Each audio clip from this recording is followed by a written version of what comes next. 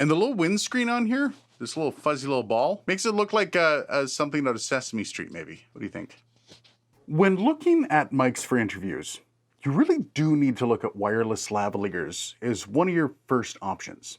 There's a ton of benefits that come from using them and a few drawbacks, and they're a bit niche. So I guess the question is, do you need something like the Rode Wireless Go 2? Well, let's find out. Wireless technology has long been of interest, coming in about the late 40s and early 50s. That made huge advancements in broadcast by allowing the speaker to not be bogged down by wires and cabling. It also allowed for freedom of movement and seemingly perfect recording without any chance of going off mic with a boom. That's also freed up the stages from the countless cables that were tripping hazards. But there was always a couple massive drawbacks to wireless. One was the cost, and the other one, well, was sound quality. Now, the cost has come down in recent years, but until this came out, it was still a bit of a luxury. This is future Aiden.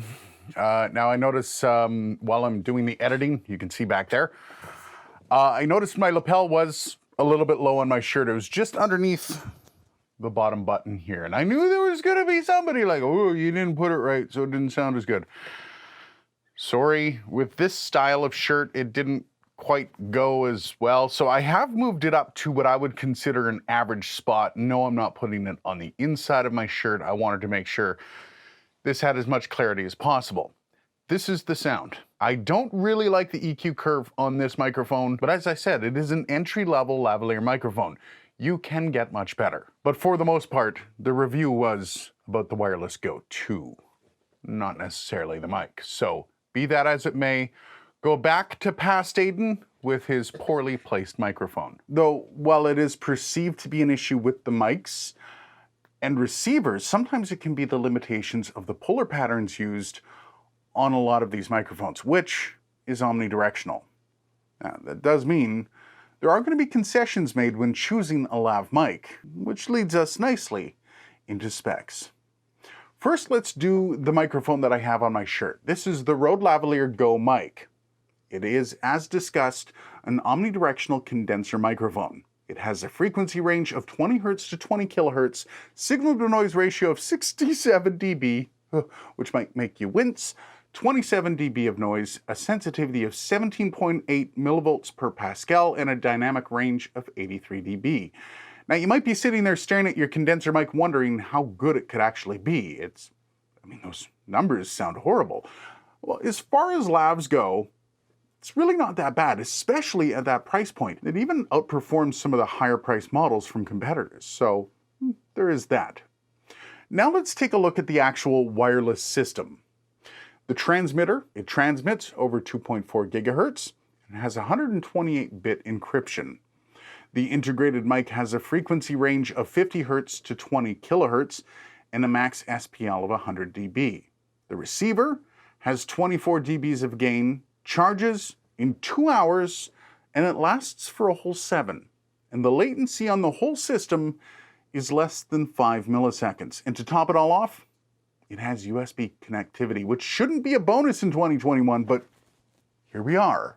These things are super light. It does have a pretty good feel. It does feel premium even though it is plastic. It doesn't really have cheap vibes, which is nice to know.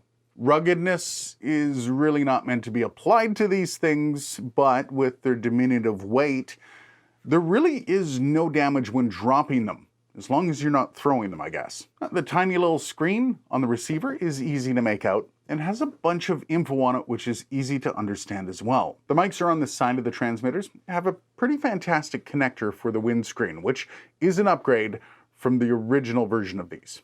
Now, the transmitters have one button and the receiver has 3. They're all nice and clicky. There seems to have been quite a bit of thought put into them.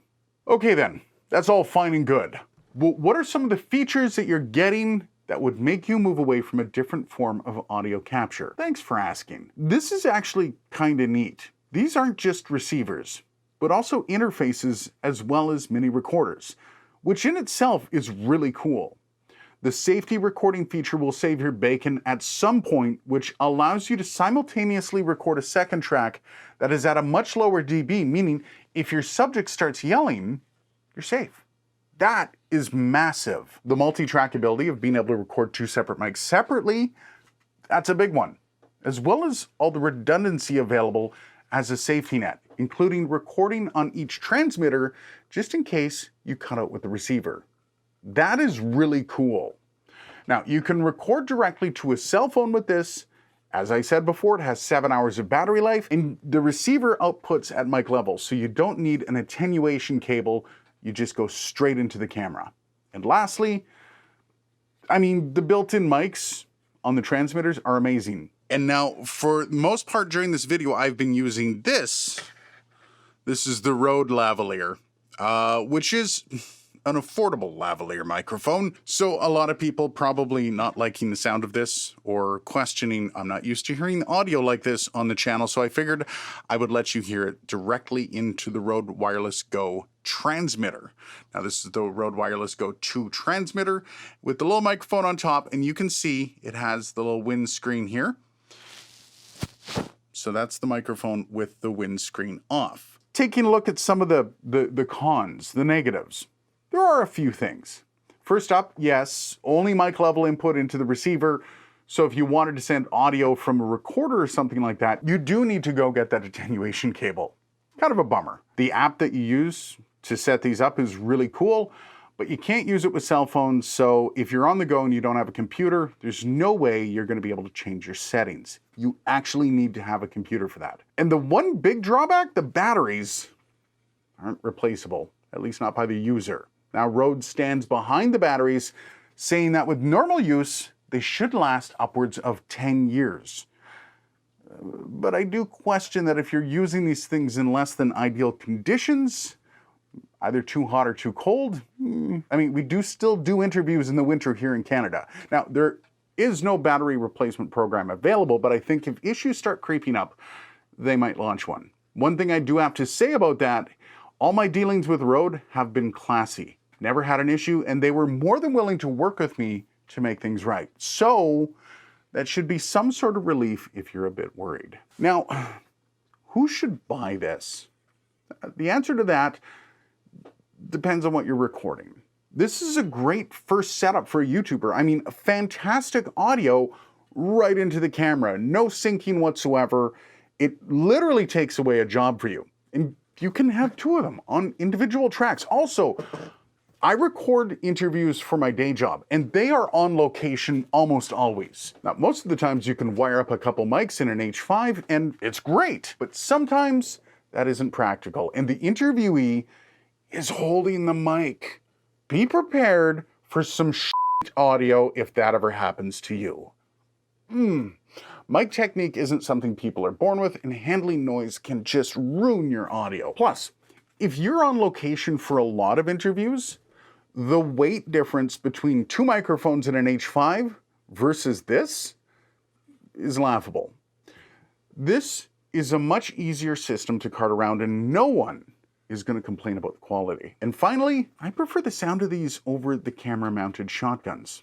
Yeah, the shotgun mics do have a lot of awesome features, but if you're vlogging, these give you a much more intimate audio experience, and you're not as likely to go off, especially when you turn the camera around or to the side. This is my personal opinion though, so I'm gonna let you decide there. So then, should you buy the Rode Wireless Go 2?